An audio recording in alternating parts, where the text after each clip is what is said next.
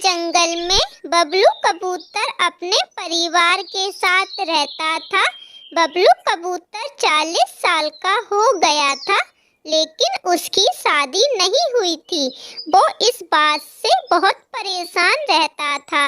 हे भगवान, मैं रोज आपके पास आता हूँ बिना कुछ खाए।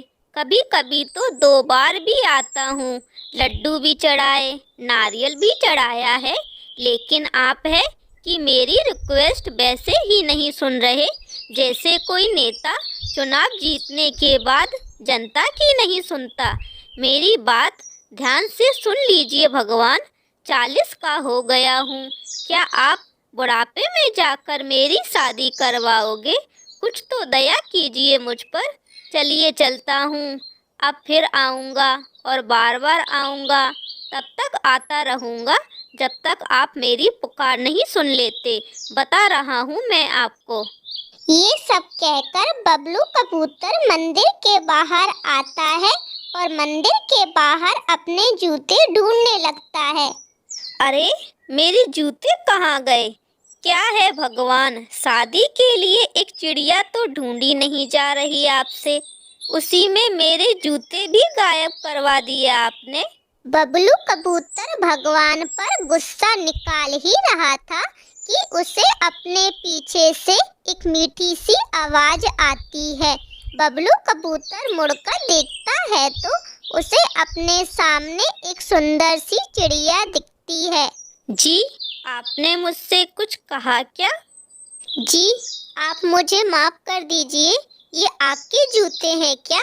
बबलू कबूतर जूते की तरफ देखता है और फिर नानू चिड़िया से कहता है, जी, है तो ये मेरे ही जूते, लेकिन आपको पसंद है तो आप पहन जाइए। अरे नहीं नहीं, वो तो मैंने गलती से आपके जूते पहन लिए। थोड़ी दूर जाने के बाद मुझे एहसास हुआ मैंने गलत जूते पहन लिए हैं। नानू चिड़िया की बात सुनने के बाद बबलू कबूतर मन ही मन में भगवान से कहता है, हे भगवान, गलती से वरमाला भी पहनवा दीजिए, फिर मेरी आपसे सारी शिकायत खत्म हो जाएगी। आपने कुछ कहा क्या? अगर आप बुरा ना माने तो मैं आपका नाम जान सकता हूँ? जी बिल्कुल, इसमें क्या बुरा मानना। नानू नानू नाम है मेरा।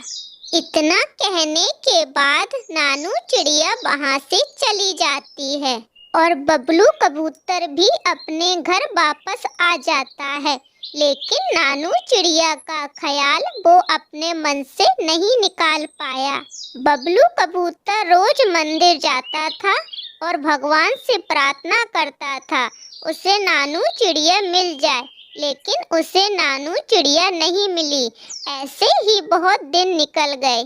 फिर एक दिन बबलू कबूतर उदास होकर अपने घर वापस जा रहा था। तभी उसे एक पेड़ पर नानू चिड़िया अपने दोस्तों के साथ दिखाई देती है। नानू चिड़िया को देखकर बबलू कबूतर बहुत खुश हो जाता है। आज मैं नानू से अपने दिल की बात कह ही देता हूँ। बहुत मुश्किल से तो आज मिली है, कहीं फिर गायब ना हो जाए। बबलू कबूतर नानू चिड़िया के पास जा ही रहा था, तभी नानू चिड़िया वहाँ से चली जाती है। हे भगवान, ये तो फिर चली गई। मेरी किस्मत ही खराब है। उसी दिन रात को बबलू कबूतर अपने घर के बाहर बैठा था। पता नहीं कौन सी किस्मत लेकर पैदा हुआ हूँ, हर जगह लेट हो जाता हूँ। वो ये सब बोल ही रहा होता है, तभी उसे अपने सामने नानू चिड़िया दिखाई देती है। नानू, आप यहाँ कैसे? आप नहीं, तुम बोलो। तुम में ज़्यादा अपनापन लगता है बबलू। अब मुझे अपने ससुराल का पता नहीं होगा तो क्या पता होगा? क्या ससुराल? क्यों, मैं पसंद नहीं हूँ तुम्हें? नहीं शादी करना चाहते हो तुम मुझसे? अरे, मैंने ऐसा कब बोला? तुम मुझे बहुत पसंद हो नानू। अच्छा, तो कब बारात लेकर आ रहे घर मेरे? तुम बोलो तो कल ही बैंड बाजा लेकर पहुंच जाऊं घर तुम्हारे। बबलू कबूतर ये सब बोल ही रहा होता है, तभी उससे एक आवाज आती है। अरे ओ बबलू, बबलू बेटा ख्यालों से बाहर आ जा। तू बारात लेकर पागल खाने क्यों नहीं चला जाता? अरे दिमाग का दही कर रखा है तूने बबलू। देख तेरी शादी अब ना होने वाली, बता रहा हूँ तुझे मैं। तेरे लिए अच्छा यही होगा तू शादी का ख्याल अपने दिल से निकाल दे, समझा? बबलू कबूतर को मुटकू तोता की बात पर बहुत गुस्सा आया। उसका मन तो हुआ जाकर 2-4 थप्पड़ उसमें लगा दूं, लेकिन उसने खुद पर कंट्रोल कर लिया। दूसरे दिन ऐसा चमत्कार हुआ जिसको देखकर बबलू कबूतर बेहोश हो गया था। मैं कहाँ हूँ मैं? अरे नालायक, अपने ही घर में है और कहाँ जाएगा तू? आप चुप रहोगे? जब देखो मेरे बेटे को डांटते ही रहते हो। अगर मेरा ज़्यादा दिमाग खराब किया तो चली जाऊंगी यहाँ से। तुम बहुत सालों से ये ही बोल रही हो, चली जाऊंगी चली जाऊंगी। कभी जाकर भी तो दिखाओ, यह बोलना ही आता है, चली जाऊंगी चली जाऊंगी। चली जाऊंगी?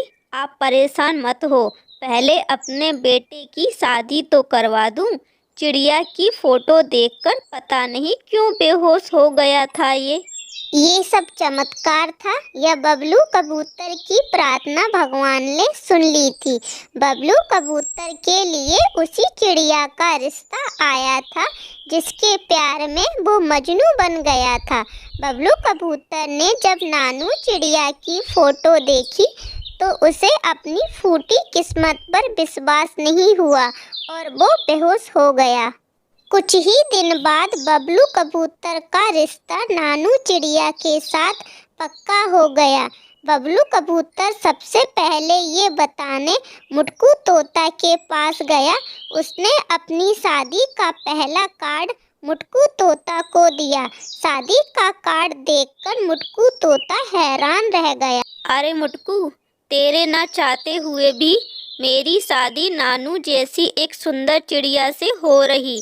तुझे मेरी शादी में जरूर आना है। 10 दिन बाद ही बबलू कबूतर और नानू चिड़िया की बहुत धूमधाम से शादी हो जाती है।